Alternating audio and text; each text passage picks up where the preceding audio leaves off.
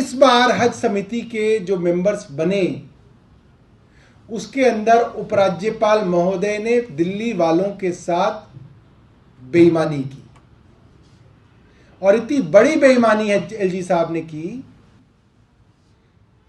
कि जो नाम सदियों से, वर्षों से चुनी हुई सरकार भेजा करती थी उनको चोरी छुपे बदलकर नए नामों को डाल दिया गया।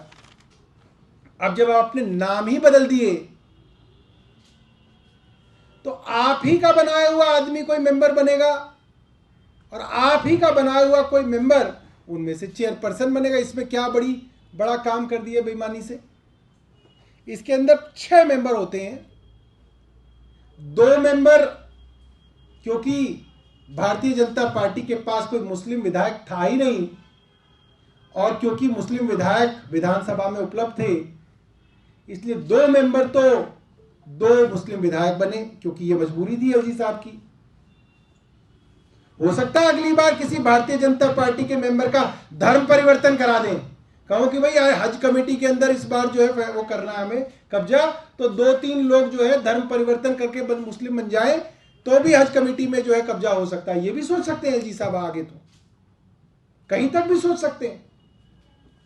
तो किया यह कि 2 एमएलए तो आम आदमी पार्टी के पहुंचे, अब्दुल रहमान साहब और हाजी यूनुस साहब। एक एमपी करना था, उन्होंने अपने एक एमपी गौतम गंभीर कर लिए। एक काउंसलर करनी थी, एलजी साहब ने बेईमानी करके चुनी हुई सरकार द्वारा भेजे हुए काउंसलर का नाम नहीं बल्कि एक कांग्रेस की काउंसलर को यहां पे लेके आया, क्योंकि भारतीय जनता पार्टी के पास ये भी नहीं थी। तो नेक्स्ट चॉइस उनके पास कांग्रेस की काउंसलर थी, तो कांग्रेस की एक मुस्लिम काउंसलर नाजिया दानिश को लेके आया गया और 2 भारतीय जनता पार्टी से जुड़े हुए लोगों को लाया गया। एक है कौसर जहान जो साफ तौर पे भारतीय जनता पार्टी की तरफ से उनकी वकालत करती हुई दिखती रहती है, मयूर विहार में रहती हैं। और दूसरे एक मोहम्मद साद हैं जिनको स्कॉलर नाम से स्कॉलर के कोटे के अंदर लाया गया। और जब उनसे पूछा गया आज हज कमेटी के इलेक्शन के दौरान कि भाई साहब आपके पास स्कॉलर की डिग्री है, तो उन्होंने बोला कि अभी डिग्री नहीं है मगर 2.5 साल में आ जाएगी।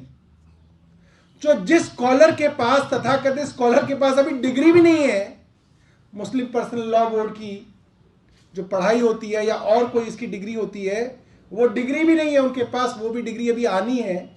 इस तरीके से बेईमानी से एलजी साहब ने पहले मेंबर बदले और फिर जबरदस्ती डरा धमकाकर, जैसे कहा जाता है कि बंदूक की नोक पर, इसका नोटिफिकेशन कराया, जो कि बहुत ज्यादा शर्म की बात है।